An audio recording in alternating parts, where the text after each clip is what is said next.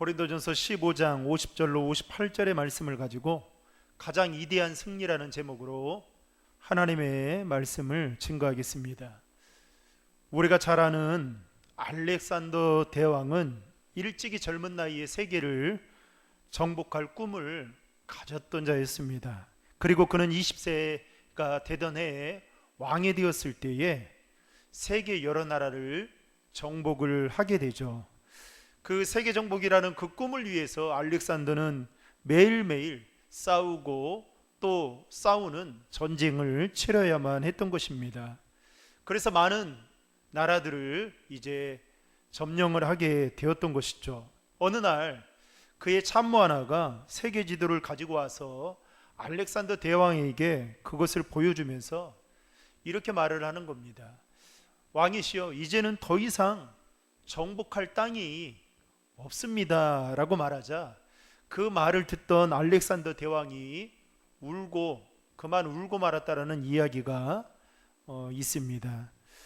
그런데 여러분, 젊은 나이에 온 세계를 정복할 정도로 위대했던 알렉산더 대왕도 한 가지 정복하지 못한 것이 있었다는 것이죠. 그것은 바로 죽음이었습니다. 정복자인 알렉산더도 죽음 앞에서는 어쩔 수 없는 연약한 인간이라는 것입니다. 알렉산더 대왕과 같이 여러분, 모든 인간은 죽음을 정복하지 못하고 살아갑니다. 그러나 성경에 보면 예수님은 죽음을 정복하셨습니다. 그래서 예수님의 무덤은 빈 무덤이었던 것이죠. 또한 예수님의 무덤에는 예수님의 시신이 없었던 것입니다. 이 말은 곧 예수님이 다시 죽음에서 살아나셔서 부활하셨다라는 것을 말하는 것이기도 합니다. 그래서 기독교는 부활의 종교, 또 생명의 종교 이렇게 부르기도 하고, 또 기독교에서 부활은 역사적인 사실로 믿고 있다라는 것이죠.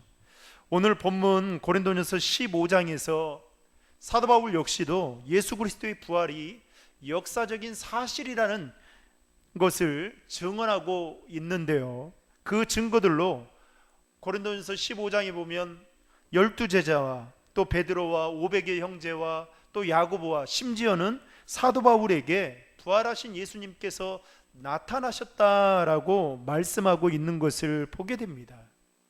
바울은 이러한 증인들을 통해서 고린도 교회 성도들 중에는 예수 그리스도의 부활을 믿으면서도 정작 성도들의 부활을 믿지 않는 자들이 있었습니다.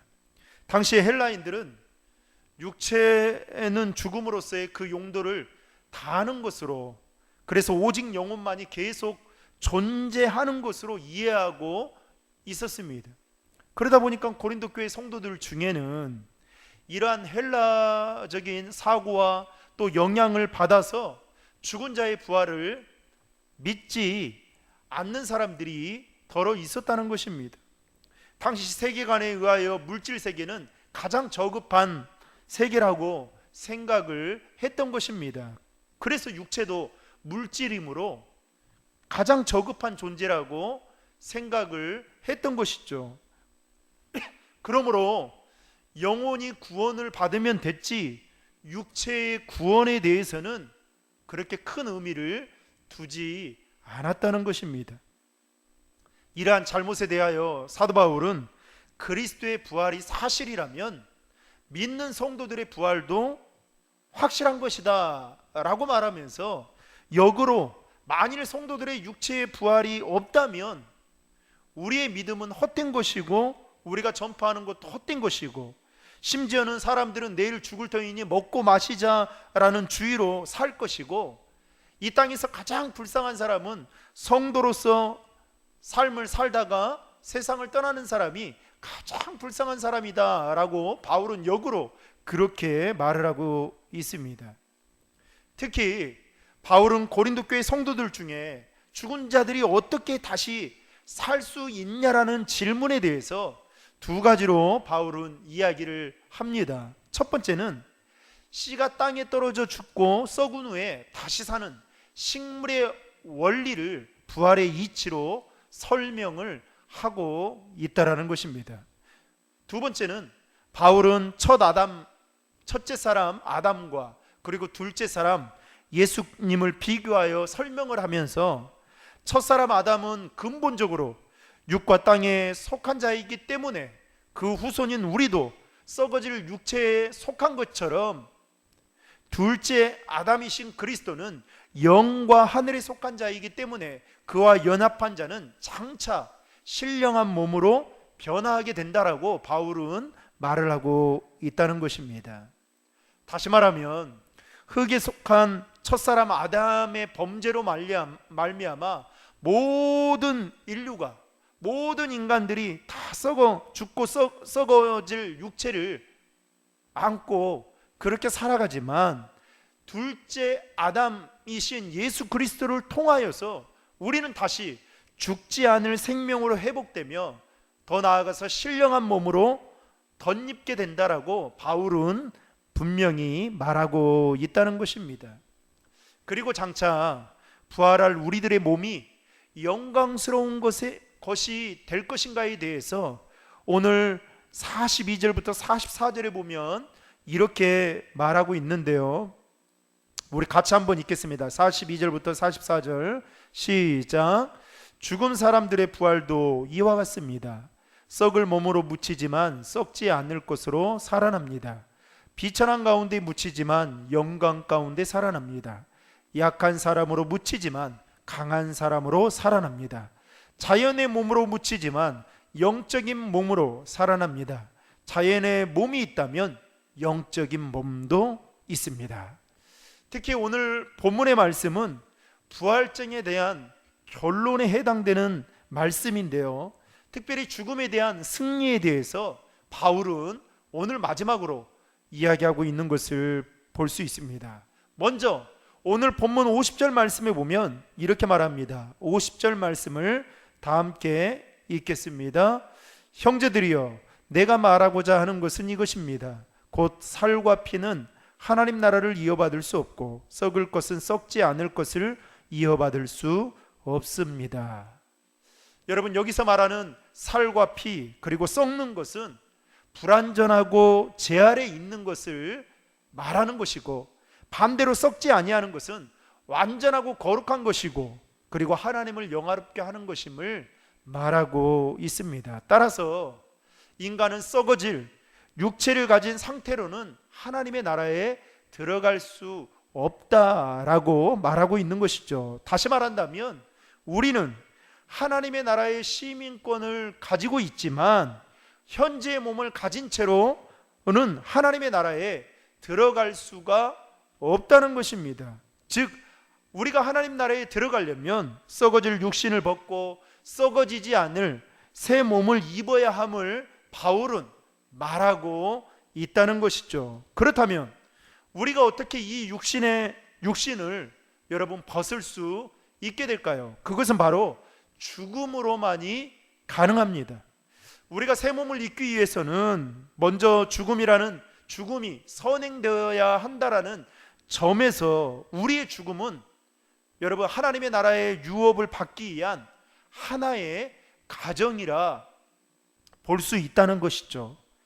여기에는 성도들의 죽음의 의의가 있는데, 즉 성도들의 죽음은 세상 사람들이 생각하듯이 모든 것이 끝이고 불행이 아니다는 것입니다.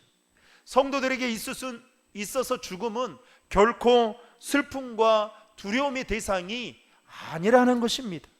다시 말하면 성도들의 죽음은 하나님 나라를 유업으로 받기 위한 가정이기에 여러분 죽음을 어떻게 해요? 기쁨과 소망으로 맞이할 수 있어야 된다라는 것입니다.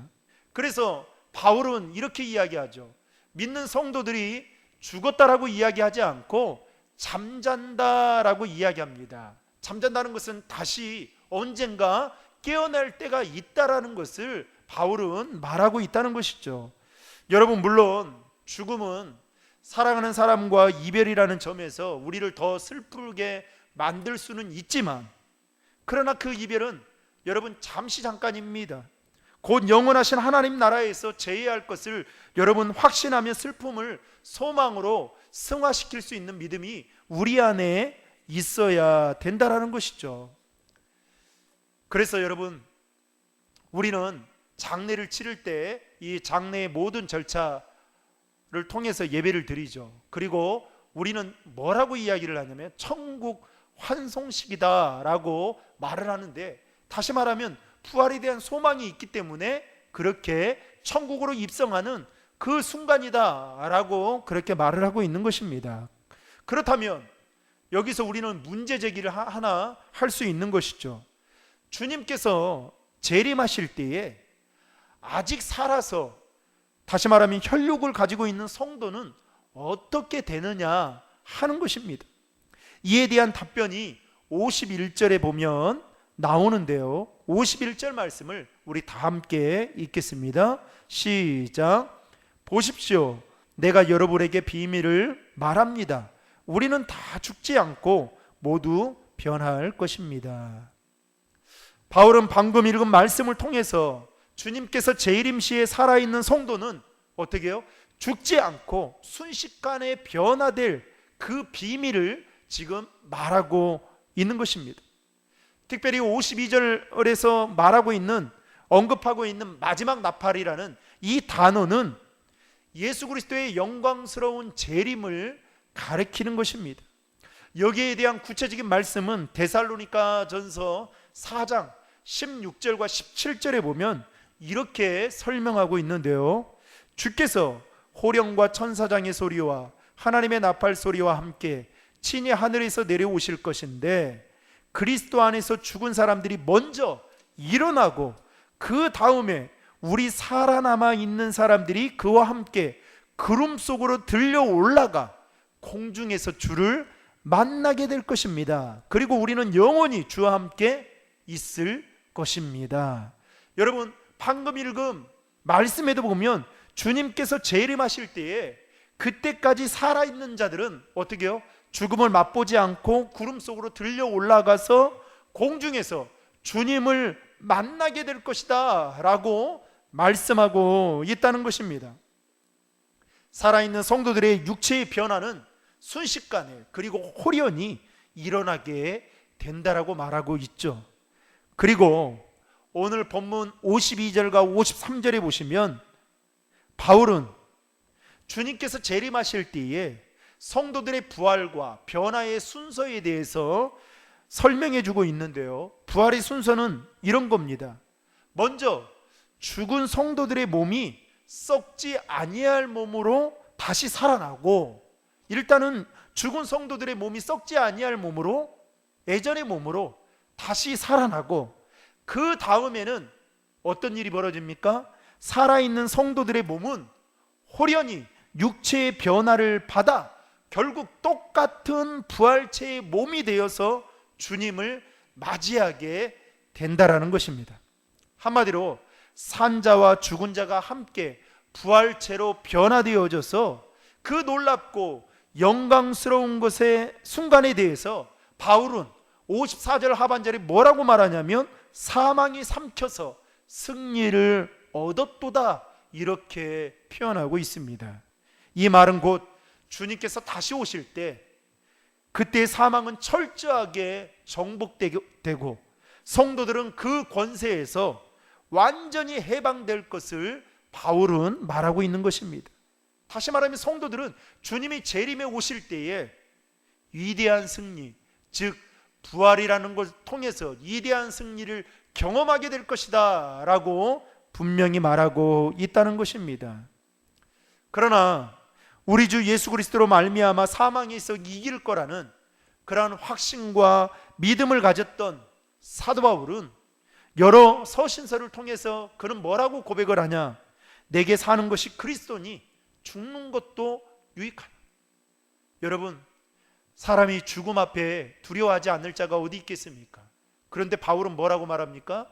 부활에 대한 소망이, 다시 소망이 있기 때문에 죽는 것도 유익하다 라고 말을 하고, 심지어는 내가 선한 싸움을 싸우고 나의 달려갈 길을 마치고 믿음을 지켰으니 이제 후로는 나를 위하여 의의 면류관이 예비되었으므로 주 곧 의로우신 재판장이 그날에 내게 주실 것만이 아니라 주의 나타나심을 사모하는 모든 자에게 도니라 라고 말하고 있습니다. 그리고 오늘 본문 57절에서도 바울은 이렇게 고백합니다.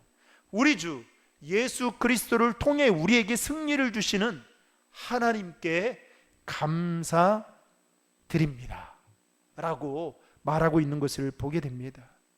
여러분, 여기에서 우리가 주목해서 보아야 될 그 단어 중에 하나가 바로 승리라는 단어입니다. 다시 말하면 승리는 바로 성도의 승리를 말하고 있는 것이죠. 즉 성도들은 주님께서 재림지로 이 땅에 다시 오실 때에 홀연히 변화되어지고 죽음에서 이기고 그리고 최후의 승리를 얻게 된다는 것을 바울은 지금 고린도 교회 성도들에게 지금 말하고 있다라는 것입니다. 그래서 요한복음 16장 33절에도 예수님은 뭐라고 말씀합니까? 담대하라, 내가 세상을 이기었노라 라고 말씀하셨죠. 사랑하는 성도 여러분, 예수님은 사탄의 시험뿐만 아니라 사망 권세를 이기셨습니다. 승리하신 예수님께서 믿는 성도들에게 승리를 주실 뿐만 아니라 승리하도록 매일매일의 삶을 인도해 주실 것입니다. 결국 바울은 오늘 본문 마지막 절인 58절에서 고린도 교회 성도들에게 이렇게 당부하고 있음을 볼 수 있는데요. 58절의 말씀을 다 함께 읽겠습니다. 시작. 그러므로 내 사랑하는 형제들이여 굳게 서서 흔들리지 마십시오. 여러분의 수고가 주 안에서 헛되지 않음을 알고 항상 주의 일에 더욱 힘쓰는 사람들이 되십시오. 바울은 이 말씀에서 세 가지를 이야기하고 있는데요. 첫째는 굳게 서라는 말입니다. 고린도 교회 성도들이 복음에 대한 믿음이 견고해져서 굳게 서야 한다라는 것을 바울은 계속해서 강조하고 있다라는 것입니다. 우리를 대속하기 위한 예수 그리스도의 십자가의 죽으심과 여러분 부활에 대해서 믿음 위에 우리는 굳게 서라고 지금 바울은 고린도 교회 성도들에게 말하고 있다는 것입니다. 둘째는 바울은 고린도 교회 성도들에게 흔들리지 말라라고 말씀하고 있습니다.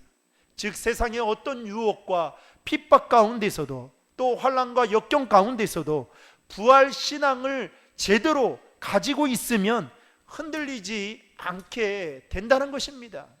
그런데 고린도 교회 성도들은 부활 신앙에 대한 그 믿음이 약하다 보니까 이 말에 흔들리고 저 말에 흔들리는 흔들바위처럼 그러한 삶을 살았던 것입니다. 마지막 세 번째로 바울은 고린도 교회 성도들에게 항상 주의 일에 더욱 힘쓰는 자들이 되라 이렇게 당부하고 있음을 볼 수 있습니다.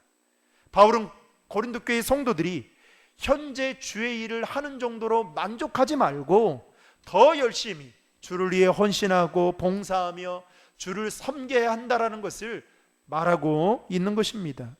여러분, 그 이유가 무엇 때문일까요? 바로 58절 하반절에 보면 주 안에서 너희의 수고가 하나도 헛되지 않기 때문이다 라고 말하고 있습니다. 사랑하는 성도 여러분, 오늘 바울이 말한 것처럼 마지막 나팔소리인 주님이 재림의 주로 다시 오시는 그날, 그동안 믿음을 지키다 순교하거나 떠난 성도들은 썩지 않을 몸으로 다시 살아나게 될 것입니다.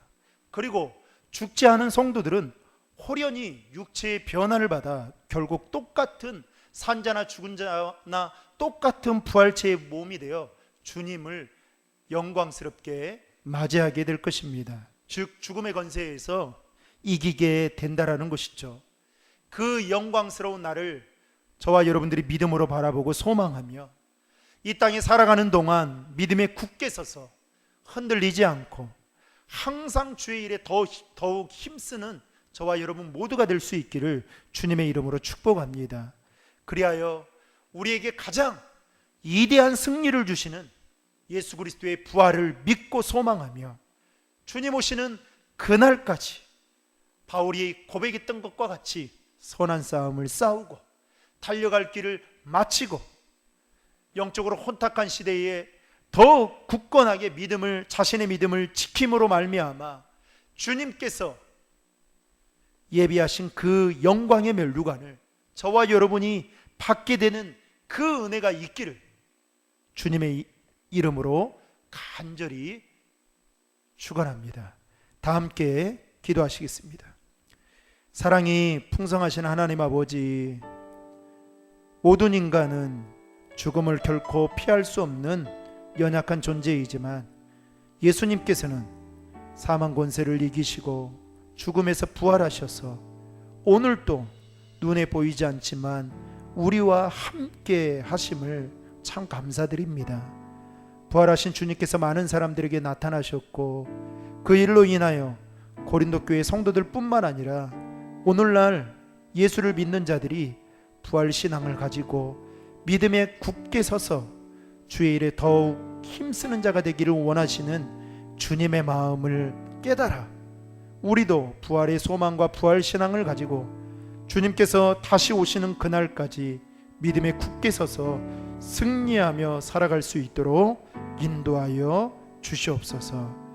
이 모든 말씀 우리 구주 예수 그리스도의 이름으로 간절히 기도하옵나이다. 아멘.